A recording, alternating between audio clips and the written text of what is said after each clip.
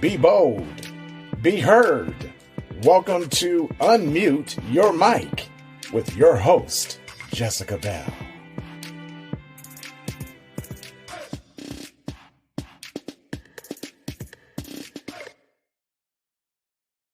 The views, information, or opinions expressed during the podcast are solely those of the individuals involved and do not necessarily represent those of Unmute Your Mic. Hello, everybody. Welcome to another episode of Unmute Your Mic. My name is Jessica Bell. I am your host, as always, from Kansas City, Missouri. If this is your first time tuning in, thank you so much for watching an episode of Unmute Your Mic. If you are a follower and a subscriber, I want to thank you again for being a part of the Unmute Your Mic family. I have a very special guest with me. Her name is Meg, and she is in Vancouver. I'm so excited to chat with her, get to know her, learn a little bit about her story. Meg, thank you so much for agreeing to be on my platform today. If you could just introduce yourself and let us know a little bit about you. Absolutely. Well, first of all, I have to say thank you so much for having me as a guest. I know just before we started recording, I was just talking to you about how important it is for women to support women and for women to really lift each other up. And what you're doing is such a beautiful thing. You're creating a beautiful community and a beautiful resource for people. So I so admire that. So thank you so much for having me on. Like you said, my name is Meg Heppner. I am up in Vancouver, Canada. So I am your friendly northern neighbor for those of you who are listening from the States.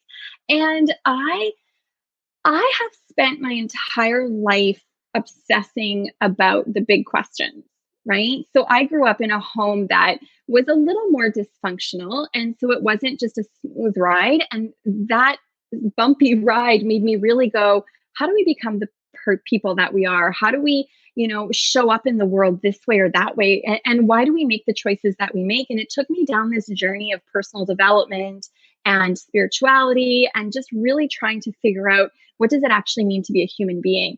And as I went on that journey, I was lucky enough to be able to translate that into becoming a life coach and into becoming a hypnotherapist. So now not only did I have that journey myself, but I'm able to help other women have that journey as well, because I think no matter how, you come to really looking at yourself, whether it's through the fact that, oh, you know what, my childhood was difficult, or whether it's just life comes at you so fast, at some point in time, we all have to look at ourselves and go, how did I become the person that I am? And that's such a difficult journey to do on your own. So to be able to support women and walk with women as they do that is just an absolute joy. And that's beautiful because, like you said, those are the big questions. And sometimes those are the questions that we're pondering over a lot in our head that we can't quite answer, So I think it's beautiful that you've created something and become a life coach so that you can help, women through this. And so what were some of the things that you kind of had to figure out along the way before you became a life coach? Great question. Loaded question. I grew up, my parents were immigrants and they came to Canada and they worked really, really hard. And it was a beautiful thing, but there was no real emphasis put on, how do you feel about yourself? How do you speak up for yourself? And especially as immigrants, there's often this idea that you don't speak up for yourself. You're in a new country. You don't want to offend. You don't want to, stand out. You don't want to be targeted for anything. And so you learn to sort of silence your voice and you learn to go with the flow. And you also learn to do the things that nobody else wants to do. Right. And because for my parents coming to a new country, they couldn't speak English. And so they did the work that, was not necessarily the work that other people wanted to do. And observing that, I thought that meant that was the kind of person that I had to be, that I didn't matter quite as much, that, be quiet. Nobody's really interested in what you have to say, and sacrifice, do all the hard stuff and let all the desires and the wants and the good stuff kind of go to other people. And it was so interesting because it was only when I finally had my children. I have two boys. They're teenagers now. They're 16 and 14. But when I had my son, my oldest son, I looked at him and I went, do I want him to live like that? Like, do I want him to say his voice doesn't matter? Do I want him to say, I'll just, put myself second so that everybody else can go first? And I went, no, I really don't. I want him to think he's amazing, and I want him to love himself, and I want him to go out there and conquer the world. And I went, well, I don't even do that myself. So how am I going to teach him to do that? And so really learning how to speak up, learning that I was worthy, loving myself, learning how to set boundaries, those were really hard and difficult paths that I had to take, that were not always that fun, but very, very, very worth it. And I love that you mentioned setting boundaries, because I think that's such an important thing for us, just as people as a whole, but especially when we decide that we want to become better versions of ourselves, right? We have to really be careful of the people that we surround ourselves with. And we have to make sure that there are some kind of guidelines around, with the stuff that we will do or will participate in or will be a part of. And so what were some of those boundaries early on that you had to set? Well, it's such a great question. And I think a lot of the reason we get ourselves into trouble, so to say, I'm using the bunny ears, trouble, is because of the lack of boundaries, right? And a lot of the times the reason that people come to me is because they've spent their life saying yes to things that were really not good for them and no to all the things that they actually needed. So I think boundaries is a huge thing. And honestly, I was such a mat for people to step on. I was so afraid of not being liked. I was so afraid of not getting that love that I so desperately craved that I said yes to everything, right? So if a friend said, "Oh, could you babysit?" "Oh, absolutely." Like, no real consideration on, does that even fit into my schedule? I'm like, screw it. I'll make it work somehow, right? Or, if the communities that I was a part of a church or a part of a group, can you bring this? Can you bring that? Oh my gosh, yes, absolutely. Even if maybe I didn't have the resources to even properly bring that, I would scrounge to bring the resources. And allowing people to say things to me and do things to me that were so painful, but just shoving that down and going like, this is what it means to be a good person. This is what it means to be a good person. Letting people, step all over you, letting people take advantage of you. Well, at least you can soothe yourself with this idea. Well, at least I'm a good person. I'm sacrificial. And so a lot of it was just saying no to things that actually didn't feel good to me. And so I had to say no if someone asked, "Hey, can you do this?" "No, I'm sorry, I can't." "Can we have this conversation, about this and this?" "No, I'm actually not going to have that conversation with you because it's not healthy for me." I never had to cut someone out of my life because I didn't want to avoid. I wanted to face it because it's hard, but I wanted to face it. But really learning to say no to things. But here's the interesting thing about boundaries. I thought it was about putting boundaries on what other people were doing to me. What I realized is it was boundaries, was putting restrictions on what I was going to participate in. So instead of going, "You can't talk to me like that," it was, "I don't participate in conversations like this," which is a totally different way of doing boundaries. I love that. And I love, because that's such a different way to think about it.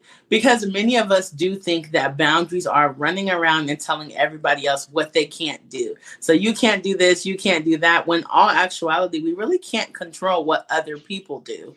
We can only control what we accept, or we put the situations we agree to be in almost.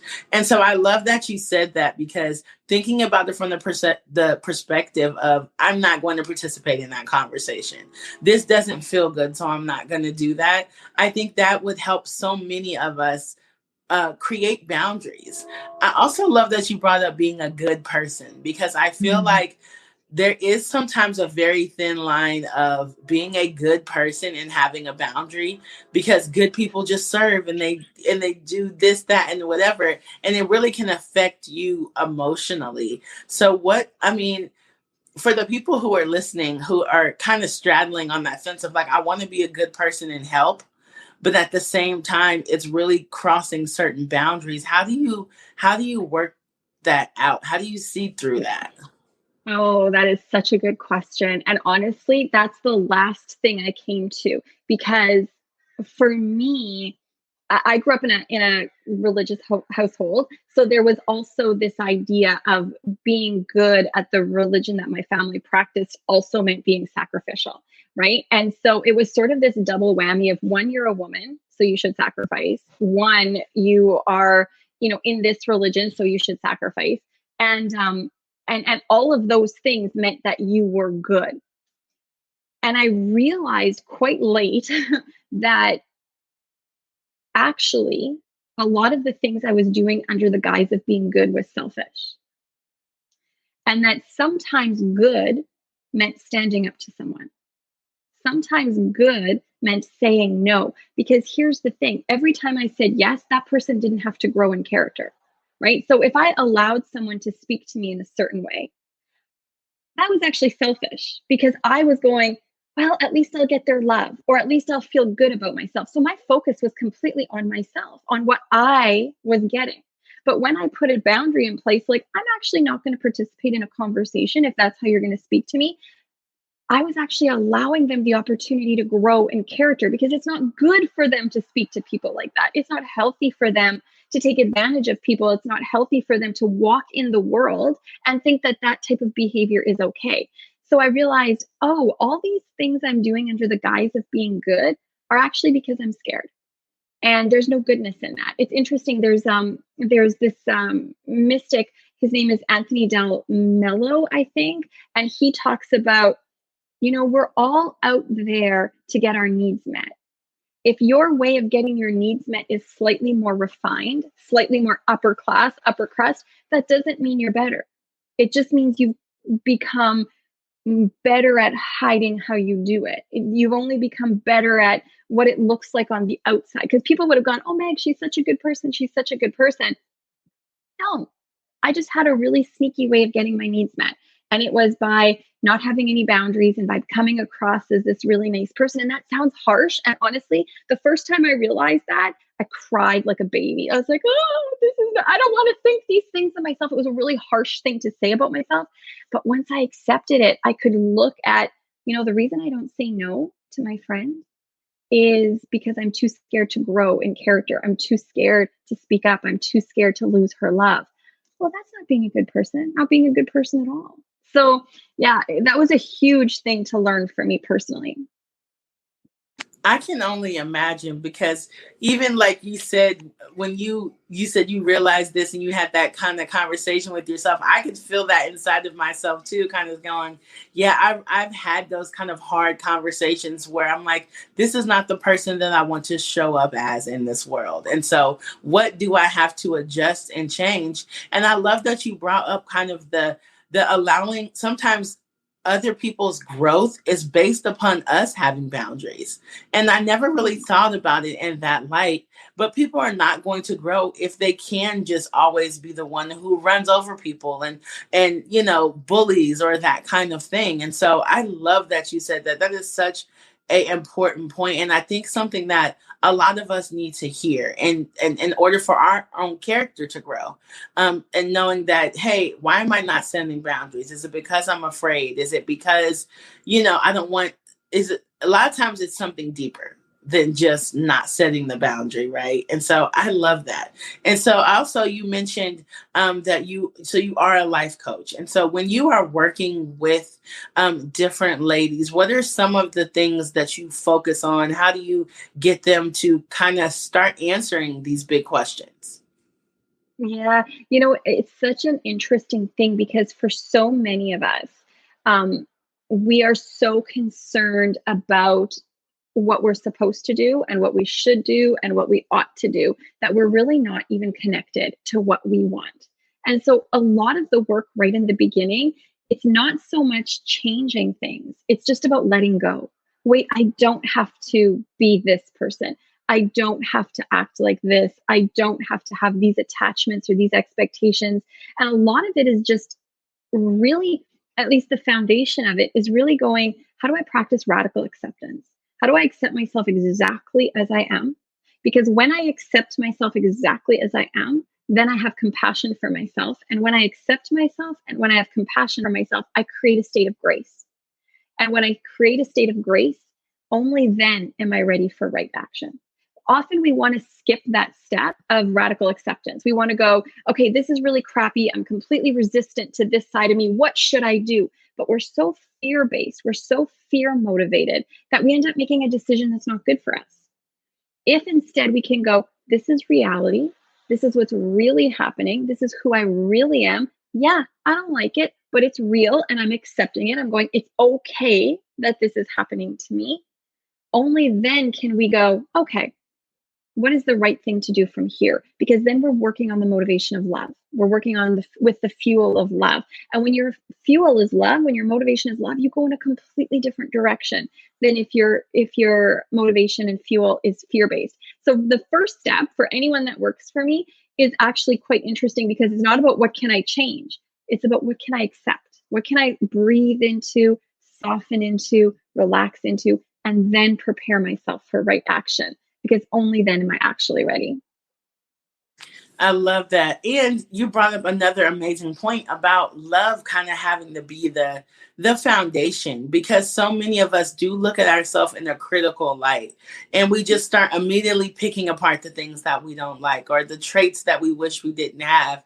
But it has to be really hard to change when all you're looking at is the things that you don't like. And it just almost becomes overwhelming of just like, oh my goodness, I'm just so horrible. And so you do have to practice, like you said, the grace and the forgiveness of yourself almost for how you're treating yourself. And so is that something that you've had to personally experience, like forgiving yourself? Is that something that you teach other people as well? Absolutely. Absolutely. Because it's such an interesting thing. We're so eager to put something into the box of good or the box of bad, right?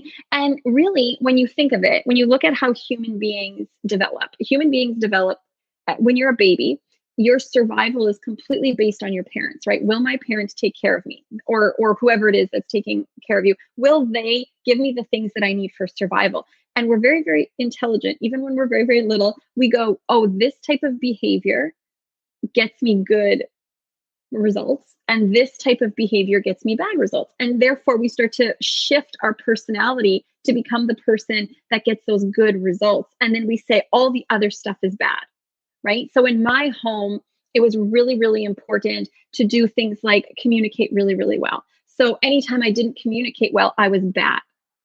In my home, it was really, really important not to have too many needs. So anytime I had a need, it was bad, right? And so we really quickly put things into categories. So then when you grow up and you become an adult and you need something, you go, oh, it's so terrible that I need something. Like, I'm so high maintenance, or I'm so this, or I'm so that. And we put all of this into bad, bad, bad. And we need to forgive ourselves for feeling that way about ourselves. We need to forgive ourselves for thinking that for some reason we were bad. No, we were just trying to survive. All of us, we all had the same experience. We were just trying to create an environment where we could survive. So it was actually a beautiful thing. This fact that you became the person that you are was beautiful. And so don't be so hard on yourself for, what you've become, or what you didn't become, because all of that was your subconscious trying to keep you alive. And that's a gift. And if you can go from that point, then you can really accept yourself. And then, like I said, be ready for that right action. It's so all connected. You know what I mean? It's just this big pie you have to dig into. No, that's such a good perspective and way to think about it, because labels can be so dangerous. It can be so dangerous when you just start labeling things, like you said, or this is good or this is bad. But when we're children, we just do whatever is necessary to make our environment the best that we can do. And so if our parents say something bad, or we get a result, say something is bad, or we get a result that is not favorable, obviously we're going to start changing how we act and how we maneuver, so that we can have a good experience, a quote unquote good experience in that environment that we're in. And so I love that you're making us think a little bit and kind of go back in our heads and like, well, why do I think this is not considered good? Why do I think needing somebody is not a good thing? Because I do know a lot of people who, when it comes to needing somebody else, they're like, oh no, I can do everything by myself. And so when you said that, it really made me think, well, wow, that probably was something a long time ago that was kind of put into that thought process. And so I can only imagine that it's not the easiest thing to start unpacking and unraveling these things. And so obviously the first thing is you have to acknowledge that they're there. And so once you acknowledge that they're there, how do you start thinking for yourself when you've been thinking for other people for so long? Oh, that's such a good question. And it is sometimes difficult to know, is this my thought or is this the thought someone gave to me? And, it really is a different process for each person. But I always call it a thunk, which is a very technical term, obviously, the thunk. But when you hear something that's true and you go, oh, that's like a thunk in your chest. It's like oh, that hit me. I feel that, right? And it's like, can you get to that place where you recognize the thunk, right? Where you recognize what's true for you. And then the funniest thing is when you remove barriers, the path is clear. And the biggest mindset shift is I am responsible. I am responsible. I get to do this. And it's very interesting because if you can first get to that thunk, get to that, oh, this is true, and remove those barriers, it's amazing how easy the path is. Like you look at all the big mystics and you look at all the spiritual, gurus. I don't like the term guru, but I'll use it. And they go, there's nothing to fix. It's not that hard. There's nothing to fix. It's not that hard. And we mortals here are going like, it's so hard. Like we have so much to do. But honestly, it's amazing how the path clears when you begin to go, I accept everything. I remove myself of expectation and I'm only interested in finding my authentic self. Then all of a sudden, everything that you thought was a challenge, everything that you thought was so difficult becomes this beautiful experience to explore.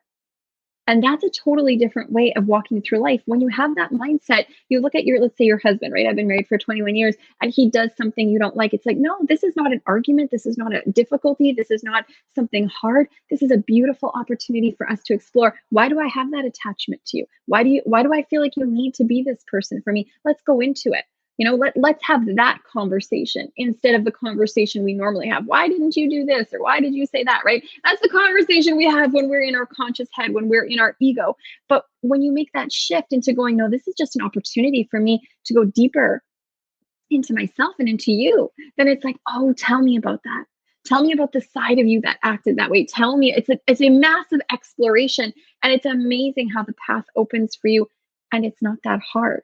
But I'll tell you, the first time that kind of concept was presented to me before I was a life coach, I was reading Byron Katie. I don't know if you know who she is, but she's very big into like, just let it go. Like once you're there, it's like all of these things are much easier. I was so upset. I'm like, this woman has no idea what she's talking about. She does not have my life. If she had my life, she would know. And so that concept is very uncomfortable. It's jarring because we're so trained to look for problems. We're so trained to look for things to fix. And really, our evolution has prepared us for that, right? We have to, protect ourselves. We have to fight for our tribe. We have to do whatever. We're just not in that anymore. So we see all these things that we have to protect ourselves from, and we don't have to actually do that. And so it's amazing to let that go. Not everything is a danger. Not everything is a reflection on me. In fact, my only purpose in life is to experience it, to process it, to validate the different life experiences that I have. That's all I'm really here to do. But we have this culture that tells us, no, you're here to get married and have the perfect Instagram marriage. And then you're here to get a house. And then you're here to get an education. You're here to get a good job. And then you have to have a good retirement so that you can die. Right? Like that's sort of the path. And none of that is true. We're literally just here to experience. And then all of a sudden, it's all just a joy. But I know what that sounds like. If you're not there, it sounds like, wow, you don't have my life.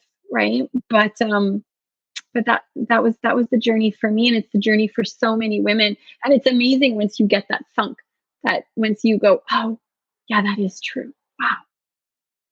And it seems so freeing. Like I'm just feeling at peace talking to you. Like it's just having that mindset of like, everything is just an opportunity to learn and to grow. Like when you mentioned, having that conversation with your husband, instead of approaching it in this, I'm angry, why did she do this? Oh my goodness. No, let's actually have a conversation. And why do I feel like this? And why do you feel like this? And I think walking through life like that would be so much more freeing. And it doesn't mean that life is easy, but it just means you know how to handle things. And it's such a peaceful mindset. If that's the one word I can think of, it would be that it's just peaceful, and I feel and relaxing, so that when life really does start happening, you're not already on 10 and on edge and about to tip over. And so I think that is so encouraging to know that that kind of mindset can be learned, it can be taught. It is not just like, oh well, she was born with a perfect life and so that's why she's so peaceful. It's like, no, that was something that was taught to you. And so I think that is beautiful. And I wanted to just one or two more questions, but I really I wanted to say, like you said, how it sounds, right, when you're not there yet. And so what was the final bridge that made you say, okay, this old thinking is not going to work, so I need to think like this? And how long did it take you to go from point A to where you were at point B, to where this was really just your way of thinking? Yeah, great question. If I can make a comment just about what you were saying before the question, it's such an interesting thing, because when you look at it, so I'm not technically religious. I mean, I have a spiritual belief system. I'm not technically religious, but if you look at the story of the Garden of Eden, right? If your listeners are, familiar with that, and most of us are, even if, we don't have a Christian background, it's a great story. But this idea of, as long as no one was putting anything into a good or bad box, everything was fine. You literally lived in a utopia. You lived in this beautiful garden where all you had to do was enjoy, right? But the minute you go, I want to have that godlike quality of saying this is good and this is bad, done. Garden's gone, right? And so it's really, really interesting, because if you can take that truth on, whether you're religious or not, this idea of, the moment I try to have that godlike quality of this is right and this is wrong, when I begin to do a hierarchy, when I put myself above others and say, I get to decide if you're right or wrong, I get to decide if this is good or bad, I get to even make that judgment on myself, is this good or bad? Immediately the garden is gone and you are kicked out, so to speak, right? If you follow the story at all. And so that's such an interesting thing. So I often think to myself, that innocence of nothing is good, nothing is bad, let's just see, could be our innate nature. It could be the way we really are, but we're so trained in the good or bad, right? So anyway, I was thinking about that when you brought it up, and I just wanted to say it because I love that story for that reason. And that's good. But I love that. I love that perspective on that. That's awesome. Yeah. Yeah. But then you asked the question. So sorry, I'll get on to your question. No, that was good. That's fine. I love that. Take you on a rabbit trail. I saw something shiny, off I go. But it's good because I love the questions that kind of make you think. And like you said, maybe that is in our innate nature, which is why it's so easy for us to do it. It's so easy to just look at a situation or look at our life and be like, this is good, this is bad, this is right, this is wrong, without ever digging any deeper into why we feel that way. So I love that. Yeah, absolutely. But your question, if I remember it correctly, was what was kind of the bridge, or what was kind of the straw that broke the camel's back? Funny enough, I had to go deeper into pain, because I love this one author. His name is Richard Rohr, and he says, all change happens from either great love or great suffering. And I got into a period of great suffering, and it wasn't just the suffering I was used to. It was great suffering, and I spent a long time thinking I didn't want to necessarily be a human being. I didn't necessarily want to live. And it was only then that I went, like, this is like, if something has to radically change, which is so funny because very often people go, how do I alleviate my pain?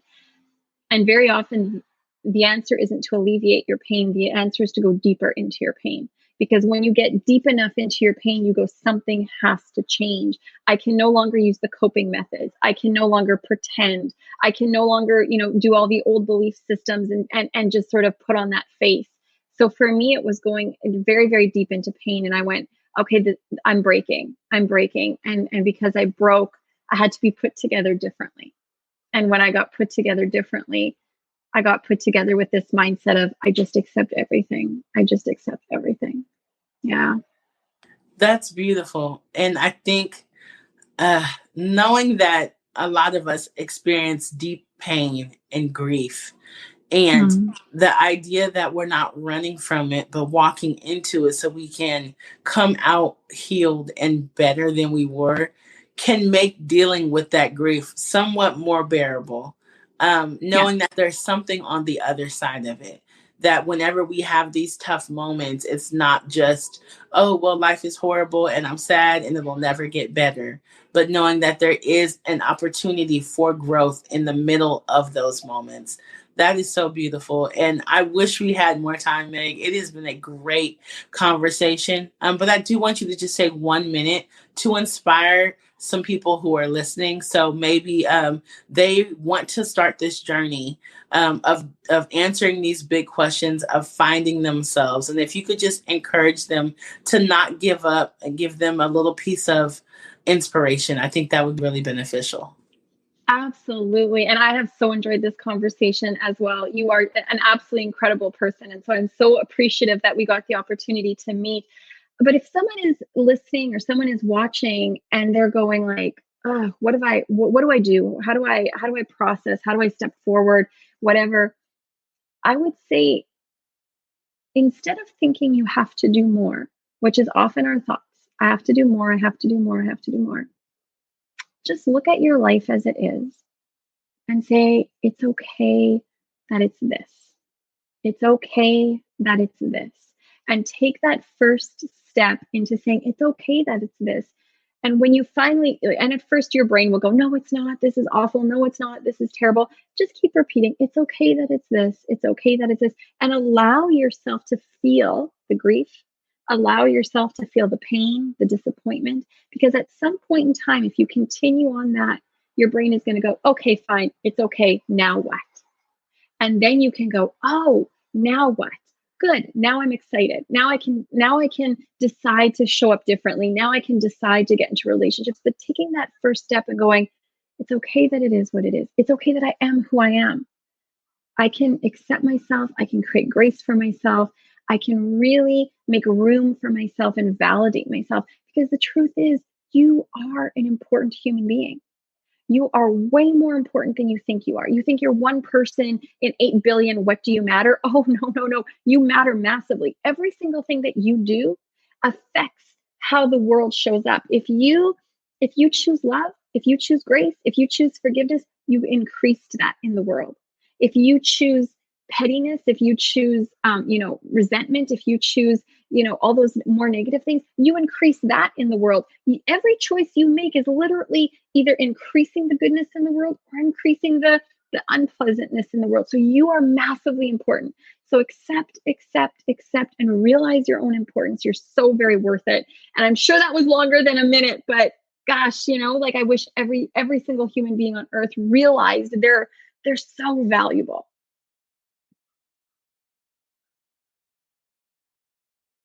I love that. And no, I think that was so good. It was so needed. And learning and knowing that we are valuable, that we are worth something, that we're not just this small drop in this big bucket, but like we actually have an impact.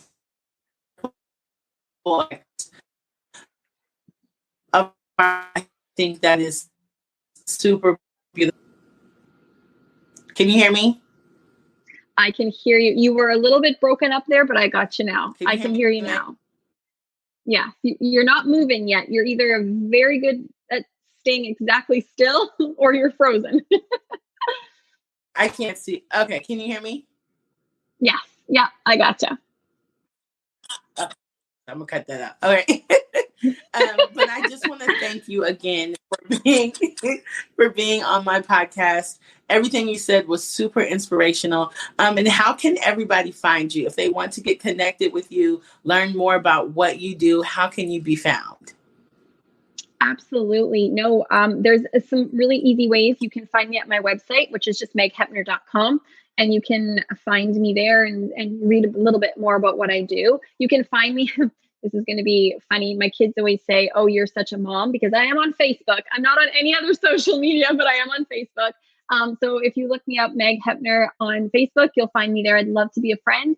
And then I also have a podcast that you can listen to called The Art of Being Human. And you can hear more of my work there as well. So in either one of those three ways is a fantastic way to get a hold of me. And I'm going to put all of Meg's information down below.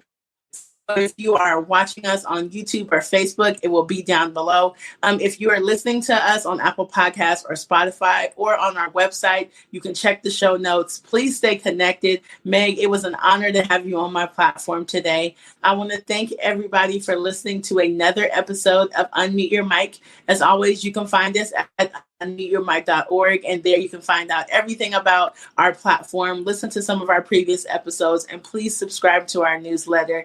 Don't forget to be bold, be heard, and unmute your mic. Thank you, Meg. Thank you.